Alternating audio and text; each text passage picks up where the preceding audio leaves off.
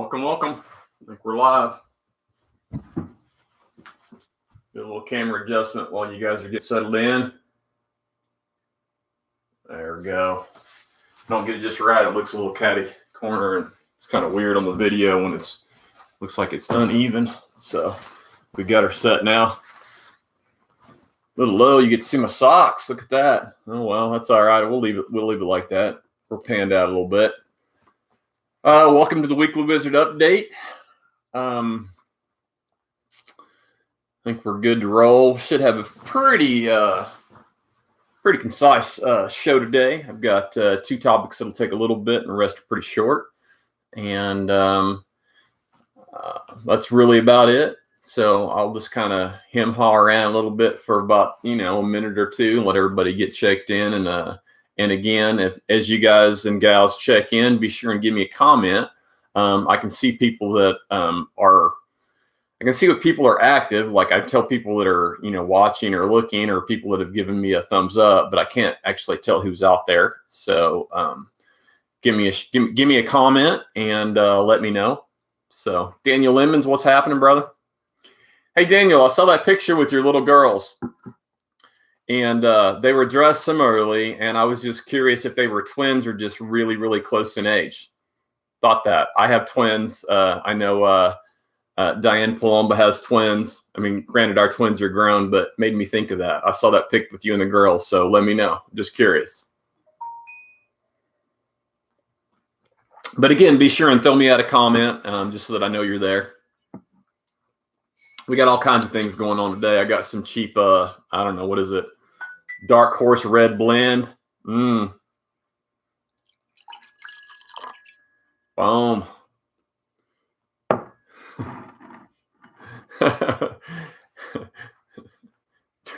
High from Amy. Drake High from Amy. What's up? Faux Smith is in the house too. Forces said he's feeling it. I am too. I'm a little rough around the edges. I'm a little double rough around the edges. I went straight from Medicine Park race on Sunday to yesterday morning at 10:30. I got number 2 vaccination. So I was pretty good today. I got really sick with my first vaccination, but this one, not as bad. I had a little headache last night. I was a little fatigued today. I've taken both yesterday and today off the bike. So all good. Darren Hall, what's up?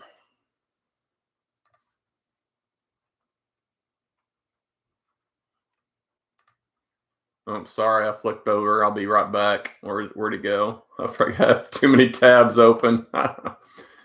Daniel says, my girls are twins, 5.5 years old. Man, that's awesome. That's awesome. Well, I saw that, I knew you had girls, but I mean, honestly, dude, it just never really occurred to me that they were twins. I just thought they were very similar in age. And so, yeah, I mean, I've got 3 boys, and my 2 youngest are twins. Of course, they're 20 now.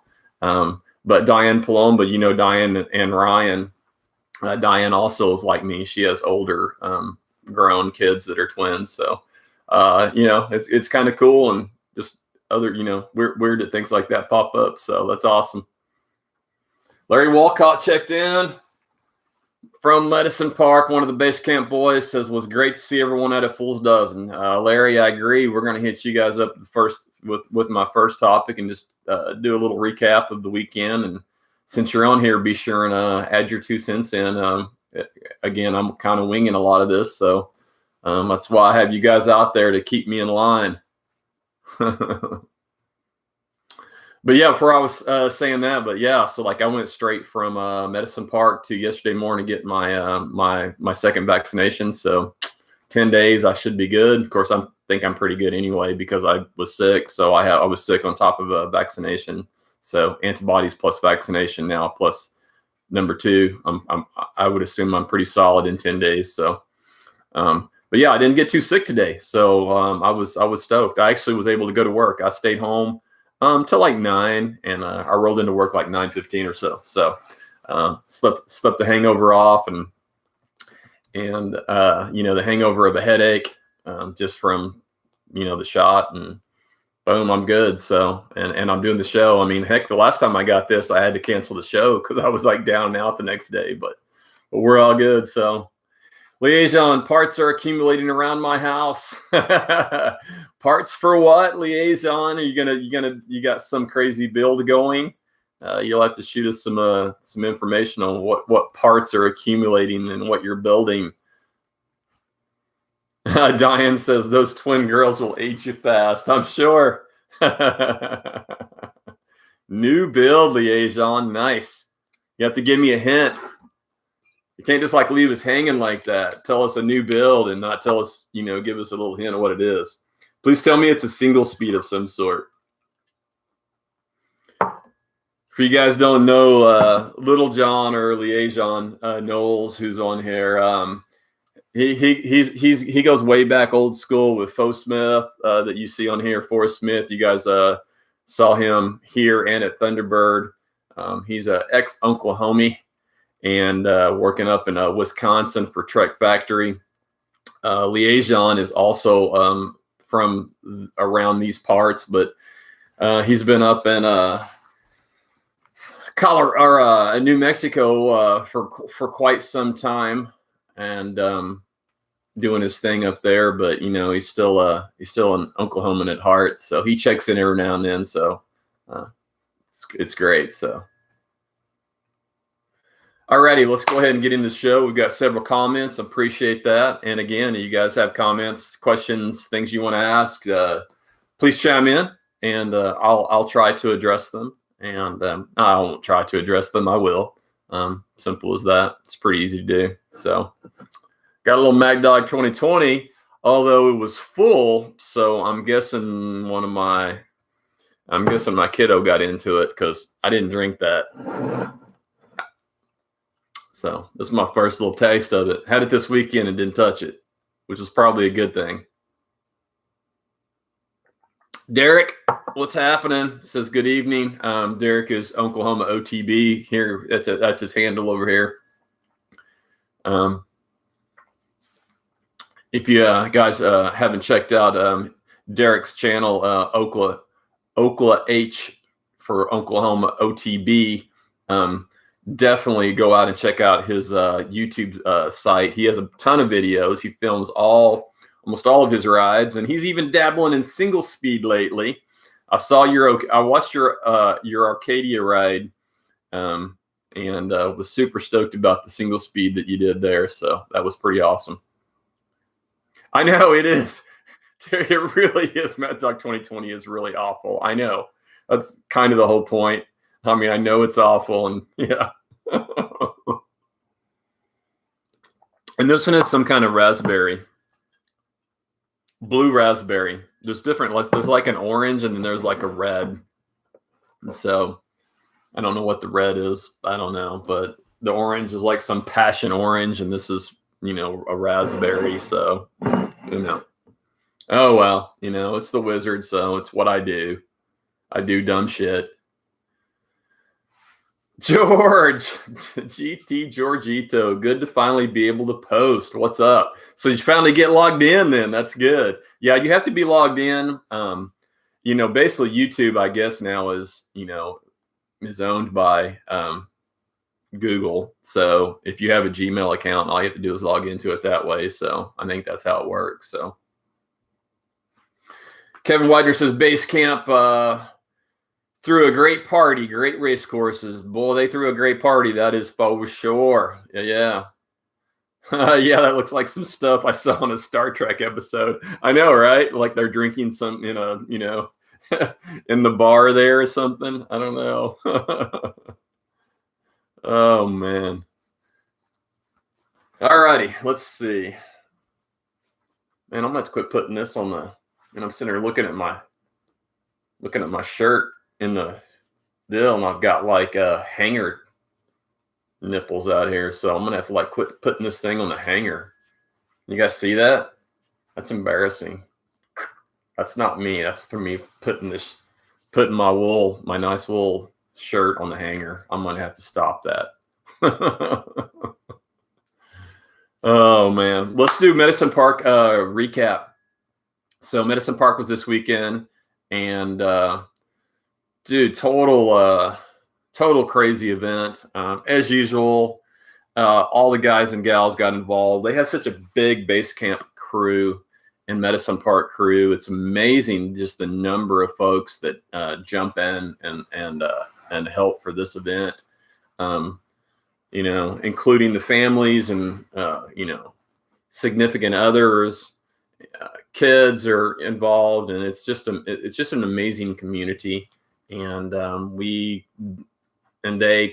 created an entire weekend of fun, starting with something as simple and as fun and as easy as a costume ride that lasted, I don't know, 15 minutes.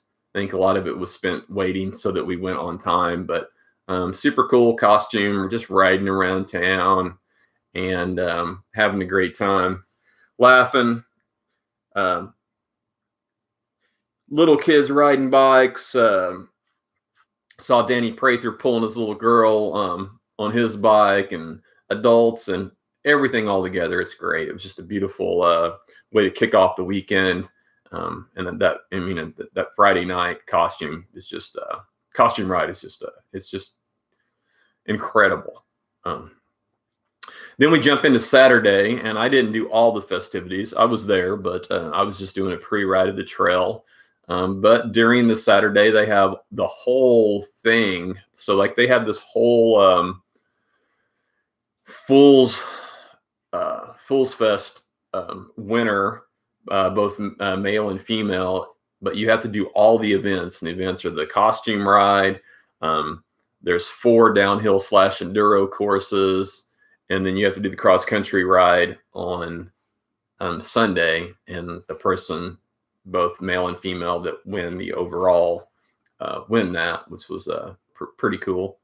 So Saturday was basically just everybody doing downhill runs and pre-riding the course. So there were people out on the course and at base camp, and then that was pretty much it. We were all just like hanging down at base camp and doing all that all pretty much all day. So I don't Diane, good question. I'm I'm not even sure.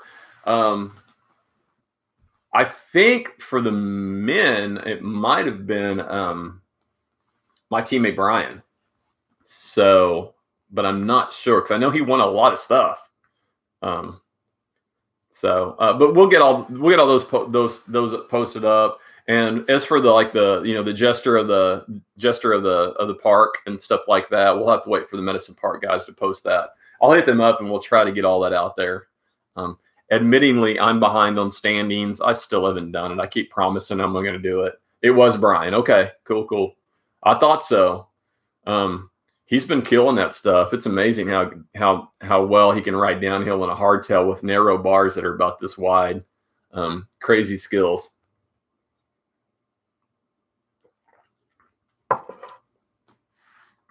But yeah, and then that led us into Sunday, and Sunday turned out to be great. Weather was good. It actually got a little warm. I struggled a little bit, and I even felt a little shady when I got home Sunday evening, and I really think it was the heat, because I was really, really dehydrated. I don't know, just kind of part of the gig. Our bodies aren't used to it, and we got a real, like 80 something degree day, and we're riding right in the heat of the day. So really wasn't that hot, but I mean, just because our bodies aren't used to it, and I think it bothered a few of us. So no, it did me. But yeah, a great race, super hard course, probably the hardest course that I've ever done. And I think most people would attest to that, especially if you're doing the Cat 1-2 course. The Cat 3 course was a little bit better, and seemed like most of those guys and gals enjoyed their course and their race. Didn't get to see them coming in for the most part, but yeah, anyway, it was a great weekend. I don't know the numbers yet. We'll have the numbers as the results get out, but it's a little further away, so we always have fewer numbers when we come all the way to Southwest Oklahoma for both my race Steed and also for Medicine Park, just because a lot of people don't want to drive all this way, and we get that. So Larry Walcott says, was the Cat 1-2 course difficult enough? Most assuredly.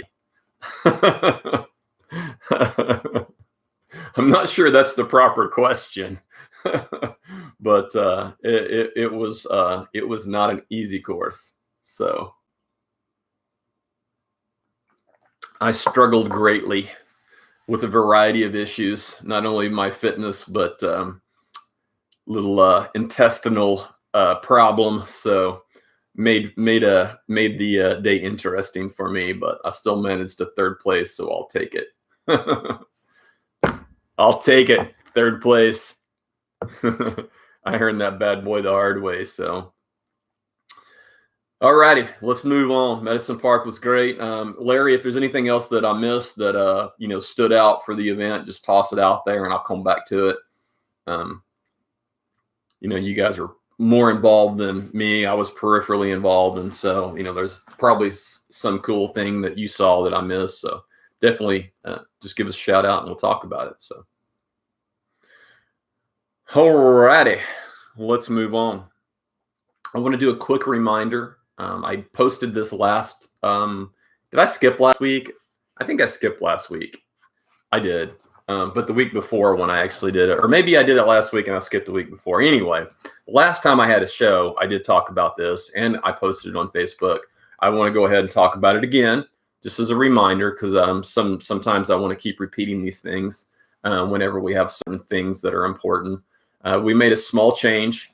I don't think I have documented that properly in the rules on our Twitter website. But then again, most of you guys probably don't read the rules anyway because they're pretty long. And, unless it's something that directly affects you, most of you guys are just going to ask on Facebook and not actually read the documentation. So that's probably good for me since I have not edited it yet. But for 2021, this year, we only have 7 races. We had a race in the middle of the season, which is actually going to be next month. Or actually, it was going to be this month, I think. And we couldn't make it happen. We were going to do it at Lake Murray at Ardmore, and just a variety of things happened. No big deal, but we couldn't make that race happen. So we just canceled it. So we're down to 7 races. Because of that, I decided a couple weeks ago, along with a few, or I guess it was last week. Honestly, it was last week, now that I think about it. Because I had a few questions about it at that point, and I addressed it last Tuesday, and then also posted on social media about it as well. So with 7 races, we're going to do 2 drops and 5 race minimum. So that means in order to be applicable for the state championship jersey, or overall second place, or overall third place, so first, second, or third overall, you have to do at least 5 races. And that means you have to start 5 races. Okay. You don't have to finish them. You have to start them. Okay. That counts as a start counts as one of your 5. Now, again, you get 2 drops. So that means there's 7 races. So if you have something happen on 2 of these races, you can't make it, or you get a flat tire, or you break a chain, or you just have a bad day and you get 7th or 8th or 9th or 10th, and you don't get any points that are good just because you have a bad day. Those 2 races will drop. So basically we're going to count the 5. So it requires 5 races to be applicable. And I will count your 5 best scores for the state championship overall points. So that's pretty much it. So just a reminder of that, and pass that along. And I will continue to keep talking about that and posting that so everybody knows. And that'll probably become more apparent when I get the standings done, if I finally get that done. Sorry, I've been slacking on that, but just a lot of things have been going on. So, and that's all on me because I do that. I do that and post that. So. Thunderbird Thursday started last week. Had a few out. I think it's still a little small. I think it's still a little early before it gets really gets its momentum back up, but I think it will be going. They're still looking at doing Thunderbird Thursday, which is basically a short dirt crit. I think it's a 2 to 2.1 mile loop this year, a little bit longer than last year. It's for all levels, beginners, fast guys, everybody. Some people can do 5, 6, 7, 8 laps. Some people will do 2, 3 laps. Some people will, do a couple laps, drink a beer, and whatever. But it's great training. It's fun. There's a huge hangout afterwards where everybody's just hanging out, chatting, and drinking some beers. So it's a great time. It's for all levels, and it's really, really great intensity training. So I love doing it, and it's just fun. And everybody's out to have fun. So there's, everybody kind of knows where they finish, but there's no official awards. There's just a clock and you riding against the people that are in your space. It's pretty much it. So no prizes, no money, just nice, chilly, cold, delicious beers after. Man, MD 2020 is good stuff. Okay, so I've got one big topic here, and then we'll wind up with a couple, actually just one more topic afterwards. So I decided to talk about this topic, and I will actually go back and look at this segment or my YouTube video after the fact, and I will figure out the time frame on when I discuss this. So I'm actually starting at 21:49, 21:50, and then I'll mark that. And I'm going to repost this and mark the time frame so that people can go back and watch the video and only watch this segment. Because this is an important segment and something that, I've known for a long time.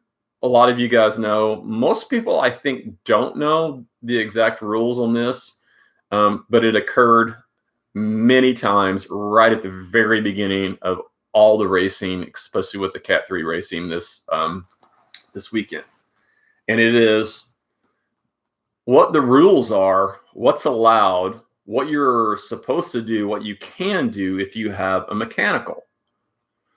If you break a chain, if you flat, if you crash, if you break a spoke, if you shear a derailleur, any of those things, what do you do? What can you do? What's allowed? What's allowed within the rules? And the simple fact is that I think most people don't really know what those rules are. And the rules in cross country are actually very restrictive. So you have different disciplines of mountain biking. You have long distance or endurance style racing. So which is basically marathon or 24-hour or 12-hour or 6-hour, 3-hour type races. Those are all considered endurance style races. Okay. They're listed like that. They're listed as an endurance race, a 6-hour race, a 12-hour race, a 24-hour race, or so-and-so marathon, which is going to be, it has to be 36 miles or bigger, or greater. So it's going to be a 40-mile race or a 50-mile race. Those are all considered endurance races. They have different set of rules. Downhill has a different set of rules. UCI professional has a different set of rules.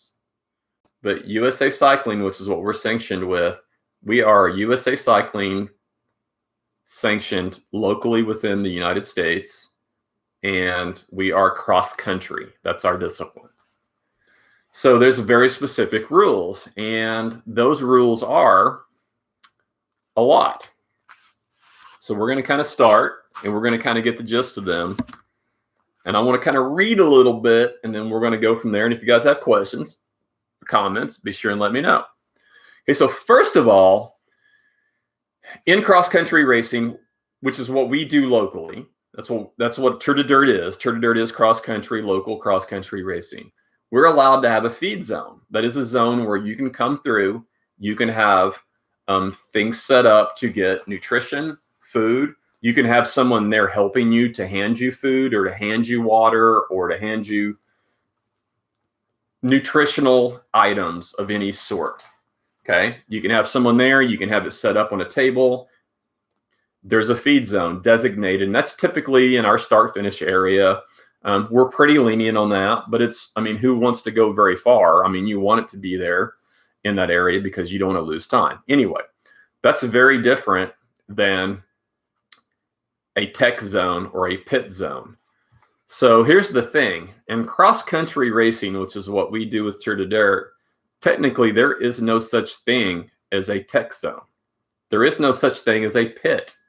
Now, because we're a small, state series, we do have to follow national rules. But we have some leeway, and we are pretty flexible in that we do allow, if you're in the feed zone or in the vicinity of that, or, if you're, mechanical to the point where you're no longer going to be a threat to any of the top spots, we allow you to do some work on your bike and in the feed zone area and things of that nature, and even maybe slightly outside that. So, as long as you're, not doing anything crazy. But technically, that is not allowed in cross-country racing. So here is the actual statement.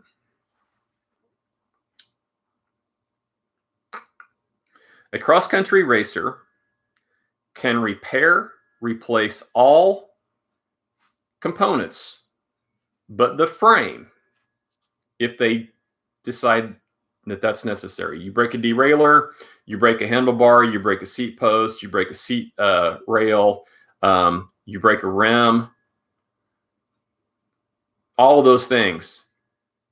You can replace all those except your frame. However, and here is the caveat, which means that you're not really going to be able to replace those things. You must carry everything needed on your person. So there is no pit zone. You can't carry all these parts and have them sitting in the feed zone with your food.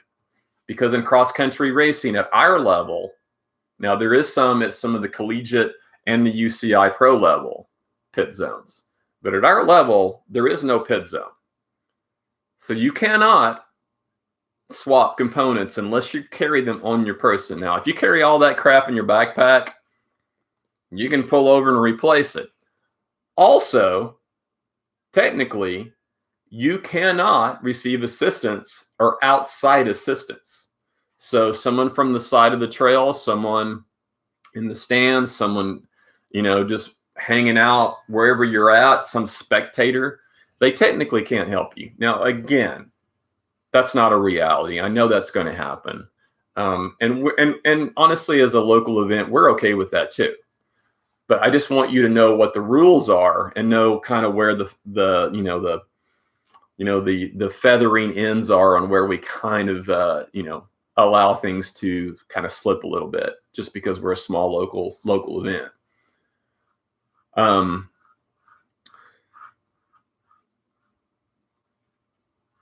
The only time you can actually receive technically outside assistance is if you have a teammate on the course with you. That teammate can stop and help you. The only thing that that teammate is not allowed to do is to cannibalize bikes. So like if you're the team leader and you need to get a win and your teammate is there, your teammate can't take his front wheel off and give you his front wheel if it works on your bike so that you can finish the race and then, he just does whatever. You can't do that. That's cannibalizing a bike. So you also can't swap bikes because you have to finish with the same frame that you started with.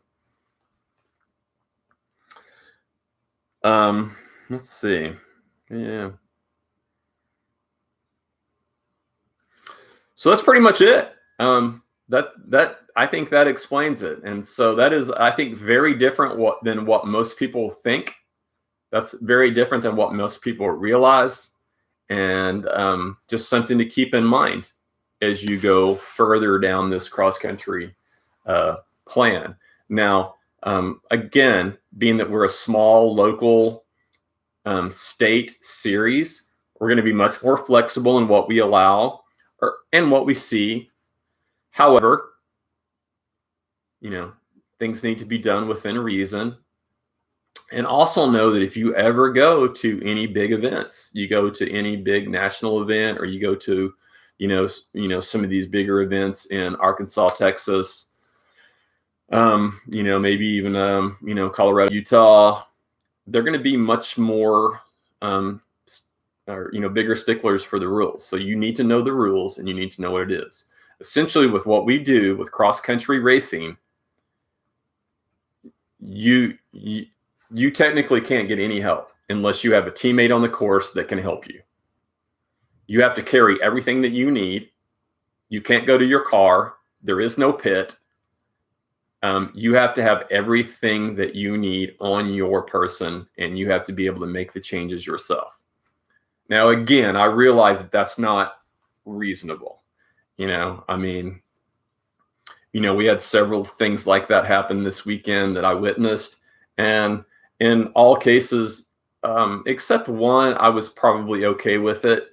But, it's just kind of the way things work. We get it. And also you have to consider the fact that, once a person is out of the running because of a major catastrophe, getting them back in, letting them finish is okay, as long as they're not going to take someone's spot.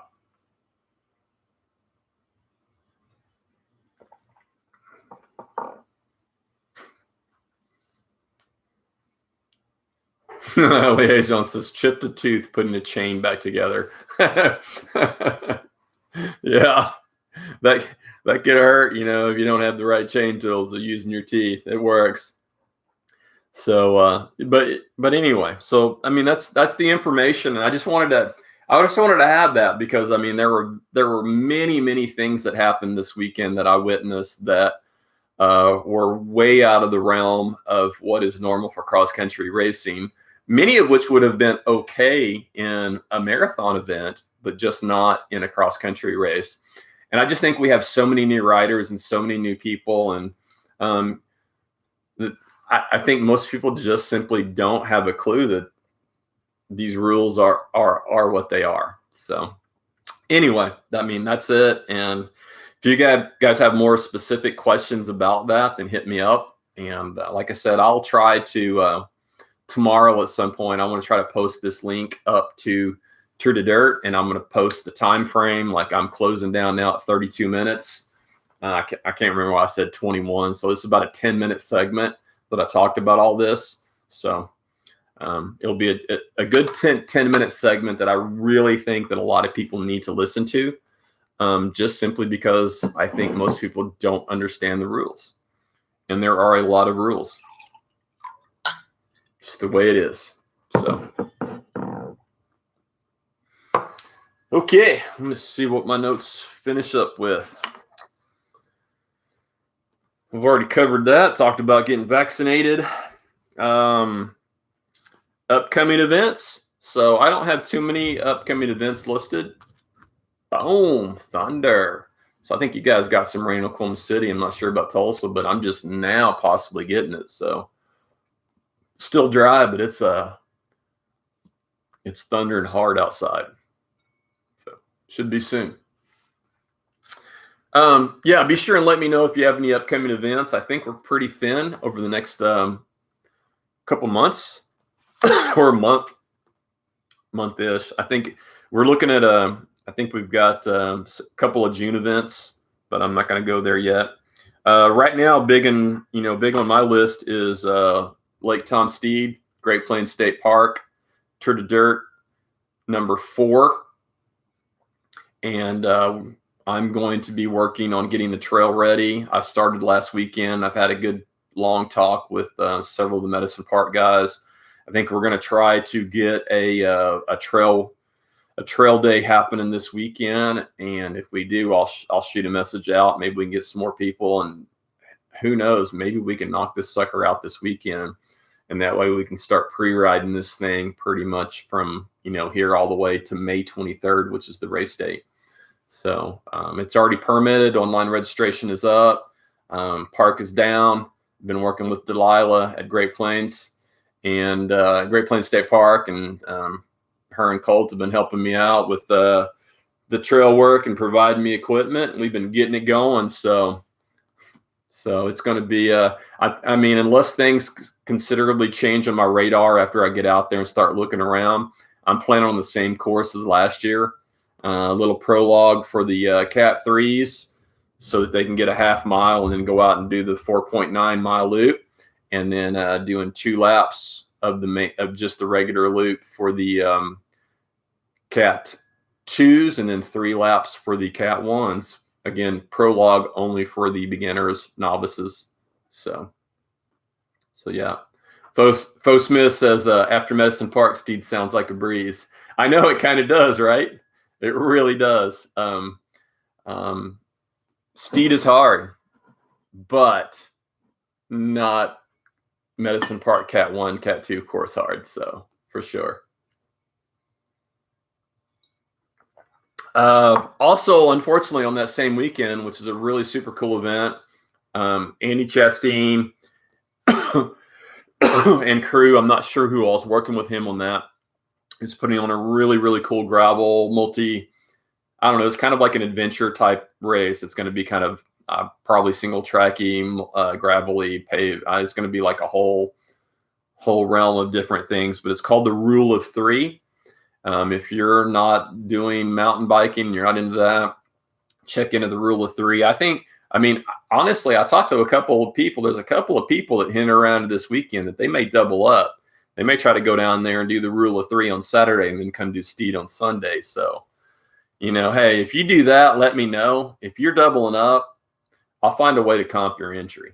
So you just let me know. If you double up Rule of 3 and come do Steed on Sunday, I'll comp your race fee. End of story. So, but anyway, that'll be a cool event. Andy, Andy and crew. I don't know who else helping him, but anyway, I just know Andy's involved. So, we still have some remaining Tulsa CX Dirt Crit practices, I think on the 20th and the 27th of this month. And that leads into the Short Track State Championship, which is May 2nd. And that's going to be pretty cool. Tanner's doing a great job. Tulsa crew's just doing a wonderful thing up there. And it's good to see a Short Track State Championship back. It's been a while. I think the last one we had was Lake Carl Blackwell, and then before that was Chris Drummond ran it years ago at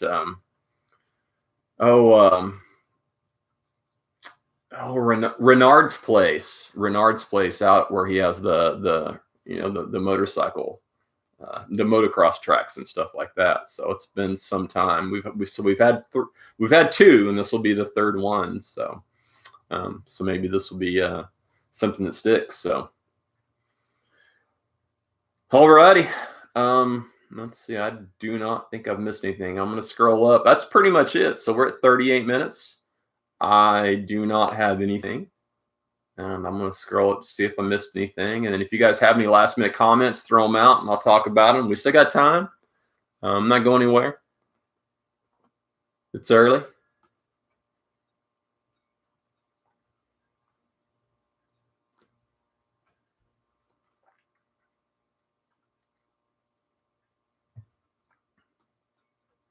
Do want to give a shout out to my girlfriend, Amy. She's chilling in Colorado, hanging out with his sister. And I'm a little jealous, but, while we're back here. But I'm glad you're watching and miss you. Okie doke. I think I'm going to roll out. I don't think I've missed anything. And like I said, I'll repost this video tomorrow probably on Tour de Dirt and my personal page. And I will link the time frames of when I discuss the tech zone and the mechanicals and what to do and the rules on that. Just because I think that's probably a good listen. And it's also something that I think is important for people that are just getting into it because they don't understand what the actual rules are. So, and if you're unsure, always go out to oktdd.org. We have a lot of general information out there about the series and a variety of things as well. And if you're unsure of anything, just send me a message. And if I don't know the answer, I can sure find it. And I know who to contact to find it for you. So, all righty, folks. Forrest, I do want to, before I close, I just want to say, thanks for again coming out to Oklahoma. Dude, I'm so stoked that you've come out and done 2 races, and I really hope you and Shelly come out and do Steed. I'm pumped that I actually met Shelly. I probably knew her from before, but honestly, I don't think so. So that's kind of our first meeting. So I'm glad to meet your better half, and just pumped that you guys came out. And for sure, my ass is going to have to make a trip to Wisconsin now that you've made 2 and probably a 3rd trip out here. What else? What else can I say? I've got to go to Wisconsin now. So cool, Daniel. I'm glad you learned something. So, but that's the whole point. I'm just trying to teach and learn. And share information. And it's one of the things that I try to do. And it's funny. It's like I talk to friends of mine that have been in it for a long time, and that's one of the problems that we have. And I say we as in the people that have been in this sport for a really long time. And it's a blessing and a problem. It's a blessing that we've been in the sport for so long, and we understand so much, and we've experienced so much, and we've kind of grown up through the ranks. But the problem is that we really have to work to relate to new riders. And that's something that I take pride in. And that's why I try to talk to new riders, and I try to be observant and listen, because there's so many things that just pop up that I just assume is general knowledge, but it's dumb for me to assume that, because that's just something that I've learned over the many years. And a lot of new riders just simply don't have this information. So for me, I try to take in that information, take in those concerns, and then I try to address them. And the reality of it is so many people just don't know, and how would they? And so I hope that we try to make it an open environment, especially in our mountain bike side. I mean, there's plenty of people to ask questions to, and I feel that I'm very open, and I want people to be able to ask me anything, even if you think it's a dumb question, because it's not. The dumb question is the question that you don't ask, because then you'll never learn. And I try to just remember that, I was in your shoes at one time too. I mean, I can remember being, a second-year rider riding Cat 2, and man, I didn't know squat, and I didn't know who to ask, and I didn't even know what questions to ask. So anyway, I'm just trying to share, and and if you guys have topics like that, and let me know, and I'll discuss them. So anyway, all righty, I'm gonna get out. I'm rambling again. I rambled for 4 minutes there. So all right, under 45. I think 2 weeks in a row. Thumbs up. Love you guys, and I'll see you later next week on the Weekly Wizard Update.